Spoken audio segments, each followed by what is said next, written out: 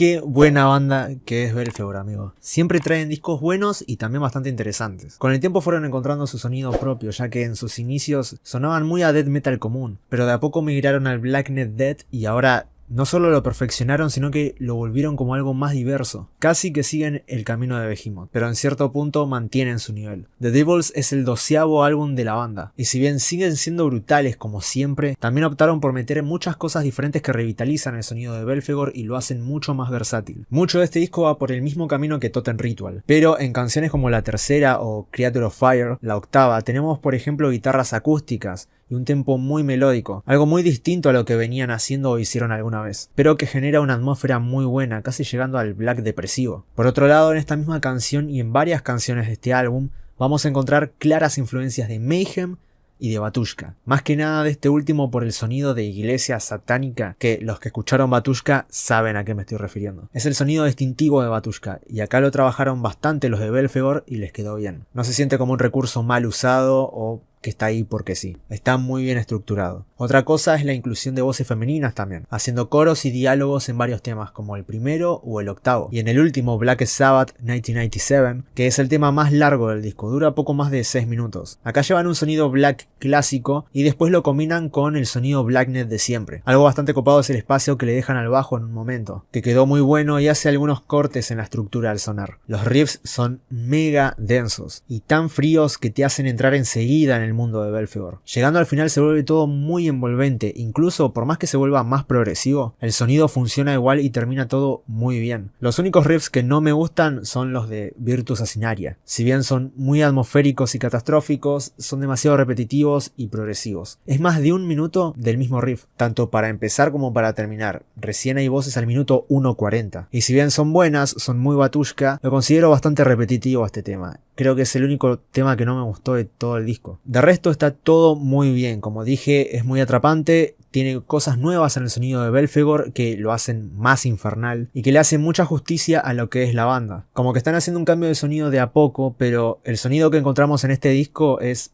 perfecto y le queda muy bien a la banda. Creo que de las mejores canciones que tiene este disco es Totem Dance. Es una locura extrema traída del infierno. Muy buenísimo. Después, hablando en términos generales, no hay solos de guitarra muy técnicos en el álbum, o muy demandantes, pero sí son muy cautivantes y le dan muy buenos cierres a cada una de las ideas que la banda intenta plasmar. La composición está muy bien cuidada en ese sentido porque más allá de todo te atrapan al máximo en cada canción, y cada una funciona muy bien y tiene su propia atmósfera. Por otra parte, lo que sí tiene mucha demanda técnica es la batería, que suena de 1000 maneras diferentes por canción.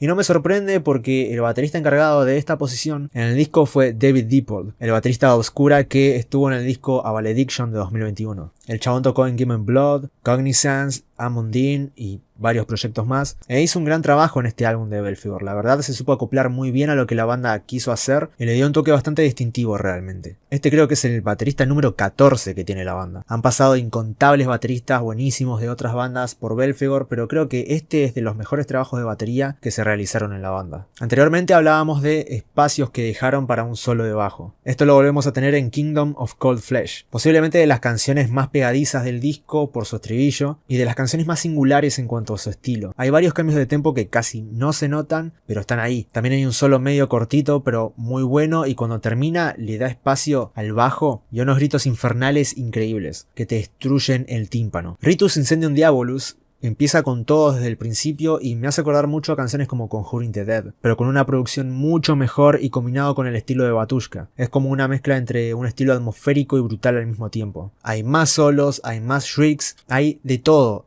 Es una canción que creo que define muy bien al álbum. Es un álbum muy completo, dejando a la vista todo de lo que es capaz de hacer la banda. Y ciertamente le queda muy bien a Belfegor esta combinación de ejecuciones. Es algo muy diferente a lo que venían haciendo y lo hicieron muy bien. Te atrapa desde un principio y no para de sorprenderte con las idas y vueltas que dan en la manera de tocar y componer que eligieron. Todo es muy distinto entre sí. Si bien cada canción incorpora elementos que se van viendo y escuchando a lo largo del disco, todos los temas son únicos. Después de escuchar todo esto de los anteriores trabajos de Belfegor, llego a la conclusión de que es una banda que, si bien no tienen un baterista oficial, los dos integrantes oficiales buscan todo el tiempo mejorar el sonido de Belfegor y llevar a la banda al siguiente nivel. Simplemente basta con escuchar su discografía, tienen muchos discos buenos, muchos discos mega extremos, mega impactantes, pero siempre van subiendo la vara entre uno y uno. Ni siquiera hace falta que te escuches todos los discos, con escuchar The Last Supper, Conjuring the Dead y este disco ya te das cuenta de los saltos que pegaron en sonido y en producción. Así que felicitaciones a esta banda que va a estar liberando este disco mañana 29 de julio a través de Nuclear Blast, y dentro de poco vamos a subir reseñas también de lo nuevo de Amon Amarth y Arch Enemy, que Napalm Records y Century Media ya me los pasaron y espero que me pasen pronto el de Lorna Shore, que lo estoy esperando hace rato. Cuídense y nos estamos viendo en un próximo video.